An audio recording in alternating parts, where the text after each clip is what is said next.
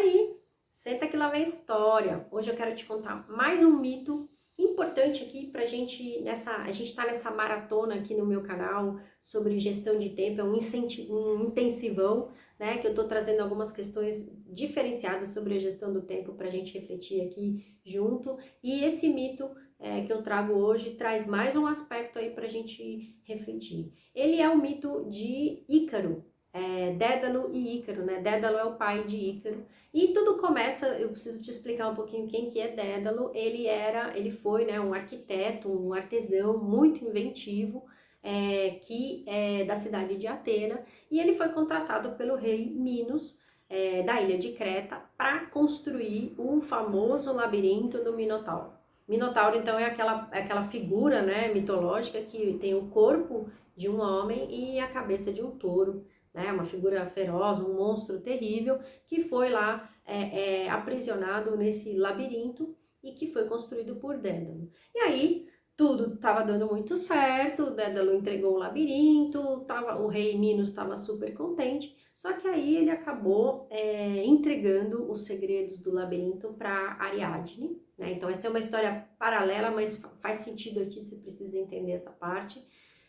E a Ariadne, então, vai passar esse segredo para Teseu, que tinha uma tarefa, que era matar o Minotauro, e o Teseu vai conseguir, porque o Dédalo, né, vazou aí os segredos do labirinto. O rei Minos, então, não gostou, não ficou nada feliz com isso, e perdeu a confiança em Dédalo e resolveu que iria castigá-lo, puni-lo. E aí ele aprisionou o Dédalo no labirinto junto com o seu filho Ícaro, que é para ficar mais terrível ainda o castigo, né? Sempre tem ali, você vai ver na mitologia que os castigos sempre são bem terríveis, né? Para aquilo marcar mesmo, faz parte da história para que aquilo te toque e fale, meu Deus, né? Por causa disso aconteceu tudo isso. Enfim, então tá lá, Dédalo preso no labirinto com o filho Ícaro, mas como ele é muito inventivo, muito criativo, ele conseguiu ali fazer umas asas, confeccionar umas asas. Então eles estão na ilha de Creta, né? É o mar Egeu ali por todo lado, tinha umas gaivotas ali, e as penas delas caíam ali no labirinto, então ele pegou essas penas e colou com cera de abelha, ou seja, coisas que ele encontrou ali no labirinto. E fez as asas para ele e para o filho dele, e a ideia era sair voando, literalmente sair voando do labirinto.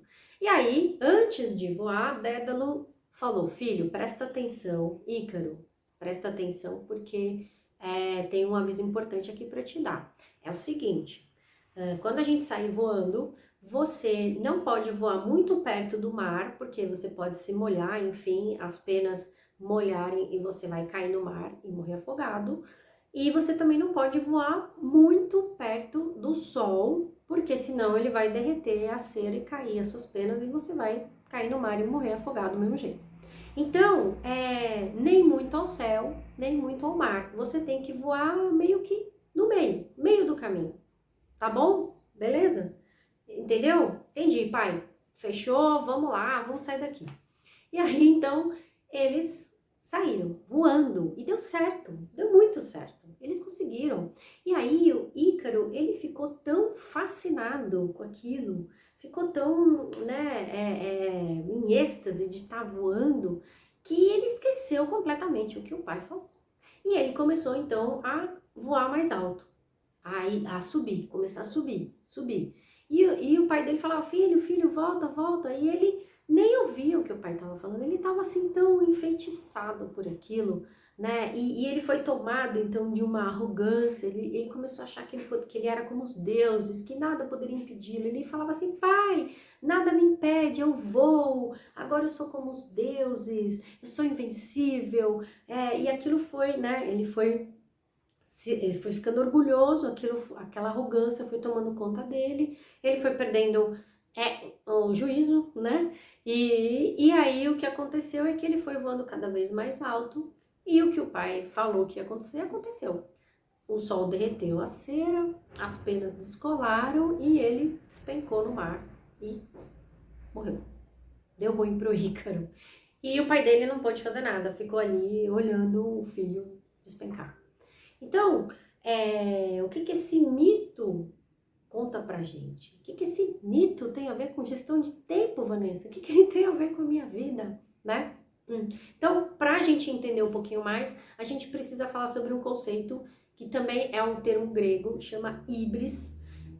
Ele é um conceito que eu vou até pegar aqui na minha colinha para ler para vocês direitinho. Híbris é um conceito grego que pode ser traduzido como tudo que passa da medida, tudo que é descomedimento, ou seja, descomedido, e que faz referência a uma confiança excessiva, um orgulho exagerado e presunção, arrogância ou até mesmo, né, insolência. E geralmente a híbris, né, essas condições aqui que eu tô falando, elas aconteciam contra os deuses, né? Então vamos chamar de pecado da híbris para ficar mais fácil aqui.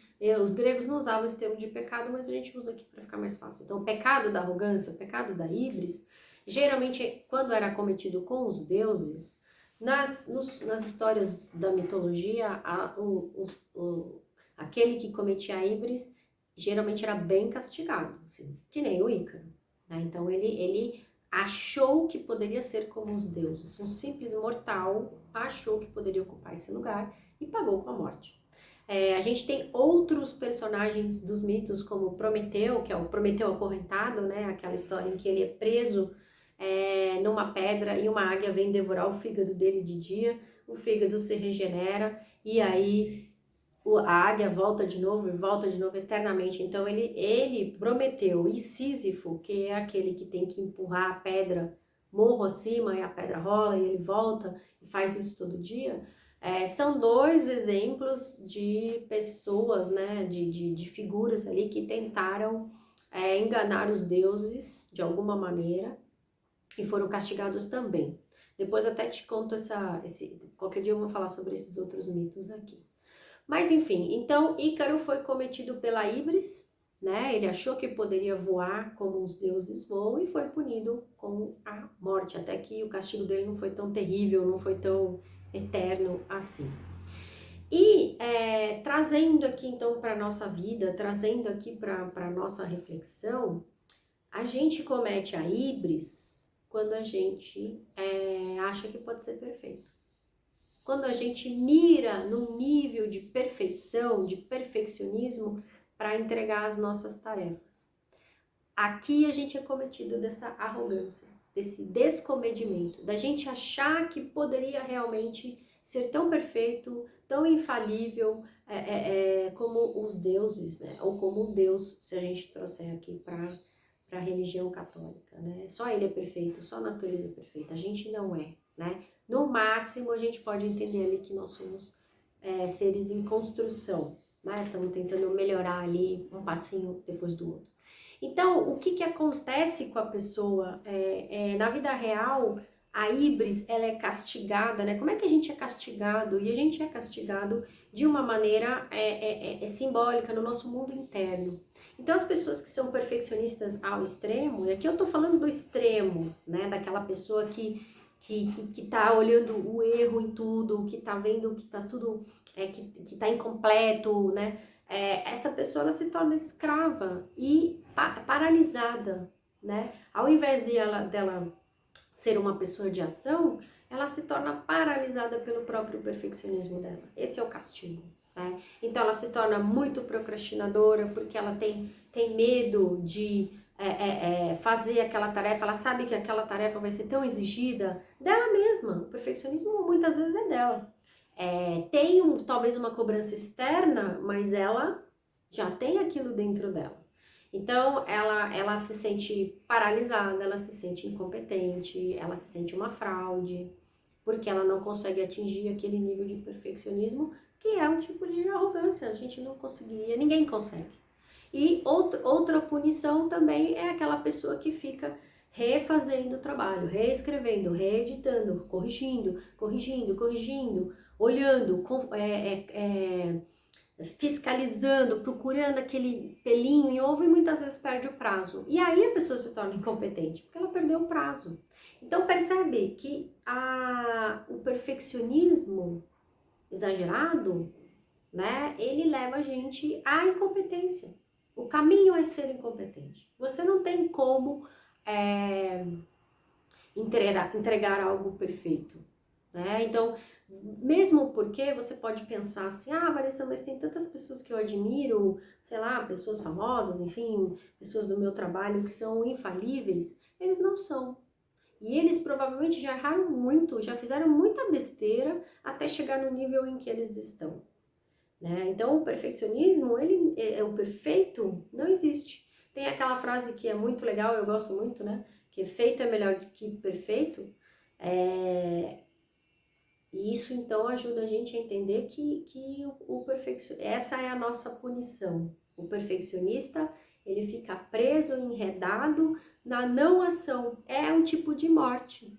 Você não conseguir entregar, você não conseguir realizar, né? Você vai meio que perdendo energia, você vai ficando na inércia. É um tipo de morte simbólica. Na carreira, por exemplo, pode virar a sua morte naquela carreira, ou seja, a sua demissão, se você vai entrando nesse lugar de não conseguir entregar, de não entregar no prazo, ou de ficar não querer, por exemplo, assumir maiores responsabilidades, não querer avançar com medo de errar. Então, o mito, eu gosto muito do mito, de trabalhar com ele e com os contos, porque ele vai tocar, primeiro que essa forma lúdica de contar mexe com algo seu interior, né? Mexe ali com questões nossas internas, numa camada que está além, mais profundamente do que a consciência. E também porque o próprio mito já traz, olha, se você fizer isso, vai acontecer isso, então faça isso. Então ele já tem tudo que a gente tem que fazer, instrução, tudo tá ali posto no mito. Então, o que a gente tem que fazer, Vanessa? Ouvir o que o Dédalo falou, né? Então, esse mito, ele vai falar de duas coisas importantes. Qual é a lição? Primeira, escute os mais velhos, escute os mais experientes, né? E a segunda é cuidado. Cuidado com a híbris, né? Cuidado com a arrogância. Cuidado com essa tentativa de ser perfeito, de parecer com os deuses. E aí ele vai falar, Dédalo, a resposta é o caminho do meio.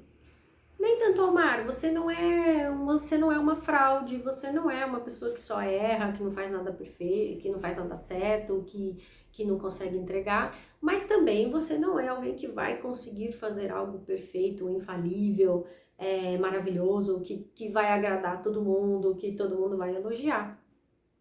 Tá no meio, tá? Nem muito aqui, nem muito aqui. Que é o feito é melhor que o perfeito. E aí,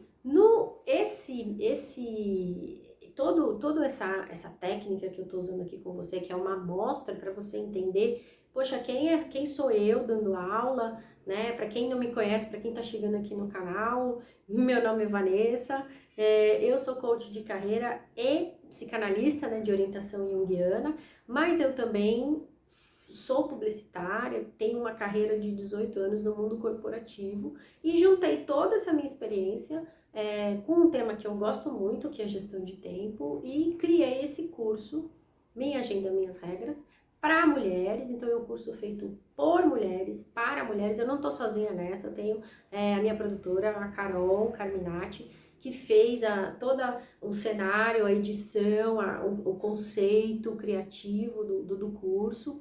E você vai ver que o vídeo, ele conta uma história, os módulos, né? Tem um cenário que foi pensado, as cores, a iluminação. O curso está muito caprichado. E aí ele tem tanto ferramentas mão na massa, claro, para agenda, para fazer agenda, para você sair fazendo agenda, como esses aspectos mais profundos. Porque a minha ideia é fazer um curso voltado para mulheres, porque que entende os seus ciclos, que entende as suas dores. Eu entendo, por exemplo, que o perfeccionismo é uma dor muito feminina. Eu vejo muito isso nas minhas clientes. Vejo isso em mim também. Obviamente o curso ele é um reflexo do que eu sou, do que eu aprendi, dos meus tombos. E aí, ele traz essa abordagem que a Clarissa Pinkola usou no livro dela, Mulheres que Correm com Lobos. Eu trago porque é um exemplo bem conhecido, mas não é original dela essa técnica, que é trazer um conto, uma história, um mito, para a gente avaliar, analisar e gerar essas reflexões internas. Porque eu acredito, sinceramente, que você não consegue controlar o seu tempo, você mulher que está me ouvindo, não é porque falta disciplina ou porque você tem preguiça. É porque realmente tem questões internas ali que estão te aprisionando. Uma delas é o perfeccionismo, né? E tem outras tantas que a gente vai ver no curso e como que a gente vai combater. Então, é o caminho do meio. Para o perfeccionismo é o caminho do meio, né? A gente tem que definir metas que são atingíveis. Eu vou falar disso também. Como é que eu defino um objetivo que é atingível? Ele não pode ser muito fácil, muito bobinho, que desestimula, mas ele não pode ser impossível. Perfeccionismo é uma meta impossível, porque ele vai gerar frustração, ele vai gerar esse sentimento de descredibilização de você mesma. Você define uma meta impossível, você sabe que você não vai cumprir, você não cumpre, e você fala, tá vendo? Eu não sirvo, eu não sou boa o suficiente, eu não sou legal, não sou competente. E aí cai lá naquela conversa do crítico interno, que a gente também vai ver no curso. Então, se você gostou de tudo isso, clica no link aqui no meu Instagram. Se você está vendo esse vídeo no Instagram, o link está no perfil. Se você está vendo no YouTube, o link está na legenda. O curso é totalmente gravado, a gente tem ali algumas interações ao vivo e eu tô te esperando então. E deixa aqui nos comentários o que você achou desse mito, se ele fez sentido para você, se você se sente esse Ícaro aí voando em direção ao céu, tá bom? Então, é isso aí. Até o próximo vídeo. Tchau!